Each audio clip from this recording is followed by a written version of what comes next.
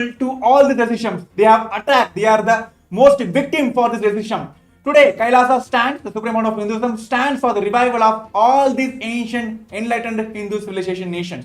By this, however, this Hindu mystic media elements narrative states that KAILASA is a cult and is a fictional nation. By uttering this, it is fundamentally violating the fundamental rights of the 2 billion Hindu diasporas. By stating a nation fictions, it is removing their fundamental rights of the 2 billion Hindu diasporas. In fact, the CTA, the Criminal Tribes Act, is no more applied to individuals or communities. It is now being applied to the nation of KAILASA by calling it as a cult. Just because of the practice of Hinduism, just because of revival of Hinduism, just because we are the indigenous Hindus reviving the true glory of Sanatana Hindu Dharma, they call us a cult. Is this not shameful? Are they not ashamed? This is what is racism. This is what is xenophobia. None of which exist in Hinduism. How can racism exist in Hinduism? Let us see what this report has to tell about this. Shame on the anti-Hindu medias and shame on the yellow medias, because they never stood for the truths. They always been influenced by the deep state elements who fed them with all their money, political influence, and they have continuously attacked all the Hindus, Hindu gurus who stood for the Hinduism. So what is the main reason for the attacks of the Supreme Pontiff of Hinduism? Because he stood for Hinduism. He stood for reviving a sovereign Hindu nation. Now let us understand what was lost and how much was lost. We see the destruction. Let me read the report for you. The Hindu Holocaust has, for the last 2000 years, gone through a massive destruction, resulting in loss of 56 Hindu nations that spanned over 6 million kilometers square of Asia. This resulted in the loss of more than 500 million lives. More than 4 million Hindus were enslaved. More than 160 million Hindus were starved to death. Thousands of temples were destroyed, and more than million Hindu educational institutions were destroyed. Libraries were burned down. Yes, these numbers are very important, not only for the global viewers, even for the neo-Hindus, because they doesn't know about the history, because the very history has the very Hindu Holocaust. Today, whatever the history you know about Hinduism, it is fabricated by the British colonizers and this anti-Hindu medias. Let me tell the numbers once again. It is a 2000 years of persecution, and 56 Hindu nations have lost its sovereignty, and 500 plus millions has been massacred during this entire persecutions. And almost more than 4 million Hindus have been accused of rape, sex, and they have been completely dismantled from the very life itself. But understand, all these things never happened in Hindu nations. The reason is there was no casteism, there was no xenophobia, there was no racial discrimination. How can there be any racial discrimination or casteism in Hinduism when we believe the glorious principles of Hinduism? Now let us see directly from the report what it has. Of course, the fundamental principles taken, the measure taken by the KAILASA is implementing Paramashivam, that is, you are Paramashiva. Which nation, which community, which religion even gives this rights to everyone that you are treated as the ultimate body of the religion? But of course, we're bringing more facts to all of you. We want all the viewers to stay tuned with us. There are crisp, more details on this 21st reports by the United Nations on KAILASA. Stay tuned with us. Around 5,000 years ago, at the end of Mahabharat War, the ancient enlightened Hindu civilization consisted of 10,000 Hindu traditions, or sampradayas, that existed in 56 Hindu nations, 200 Hindu kingdoms, 1,700 Hindu provinces that covered more than 6 million kilometers square of Asia. The Supreme Pontiff of Hinduism, SPH, BHAGAVAN Nithyananda Paramashivam, is the reviver of KAILASA, this ancient enlightened Hindu civilizational nation. KAILASA is an unbroken cultural, religious, historical, civilizational, and sovereign continuation and revival of multiple of these historical Hindu sovereign states and Hindu ecclesiastical entities. The unbroken continuity of these ancient Hindu nations through KAILASA results in the legal recognition of KAILASA as per the international customary law, particularly the doctrine of continuity. The international law, the doctrine of continuity, implies that upheavals and revolutions within a country, changes in government, territorial adjustments, measures taken during military occupation, or other internal transformations do not negate the existence of the country, do not affect the legal personality and international obligations of the country or state.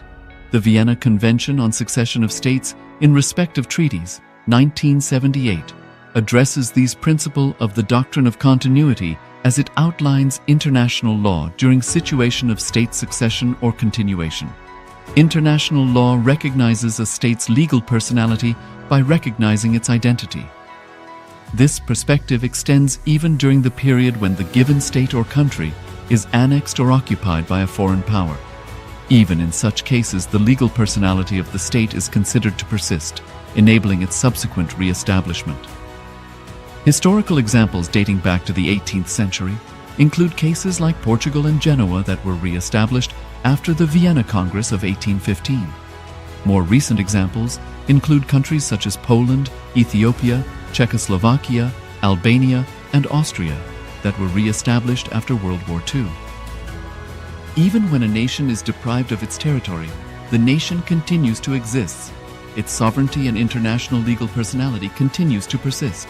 The Dalai Lama, as the spiritual and temporal leader of Tibet, exemplifies this principle. In 1959, the Dalai Lama was exiled and forced to flee. Despite the challenges faced, the Dalai Lama continues to advocate for the preservation of Tibetan culture and garners worldwide support for Tibetan autonomy on the global stage. Similarly, from 1309 to 1376, the Pope of Catholicism had been in exile in Avignon. Despite this, he was recognized as the head of state as well as head of the church and given full privileges of the position after their return to Rome. Even in 1861, much of the papal territories had been lost, leaving the Pope with no sovereign territory. The last segment we have spoken about the six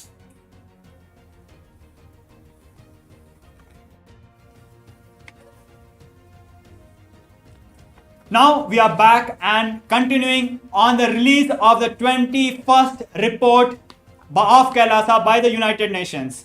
So we have been going through the persecution that the Hindus have gone through in the last 2000 years and particularly in the last 200 years. We understand that more than 6 million kilometers square of sovereign territory was lost. We understand 56 Hindu nations were lost. We understand 500 million Hindus were killed. But we do not understand, we still do not understand what was really lost. We need to know Hinduism, we need to understand the gifts of Hinduism to understand what we have been gone through. So let us understand directly from the report what it has to say. Yes, the very fundamental reason why KAILASA exists, why KAILASA has to be revived, is to tell the world that humanity, the superconscious breakthrough is available for the humanities. And here are the policies and the measures taken by the Supreme Pontiff of Hinduism and KAILASA to eradicate the racism from the entire humanity, not just from the Hinduism, from the entire humanity. The first principle is Vasudhaiva Kudumbakam. The whole world is my family. When you bring this policy in your country, how a war can be induced between countries and countries? So let us understand by this principle. Many of us know Vasudhaiva Kutumbakam means whole world is my family. But we need to understand the word itself, the Sanskrit word. Vasudhaiva. Vasudha, Mother Earth. Kutumbakam, the family of Mother Earth. Just by translation, you will understand how beautifully the Hindus cognize. Our ancestors had powerful cognitions about the world. Earth is my mother.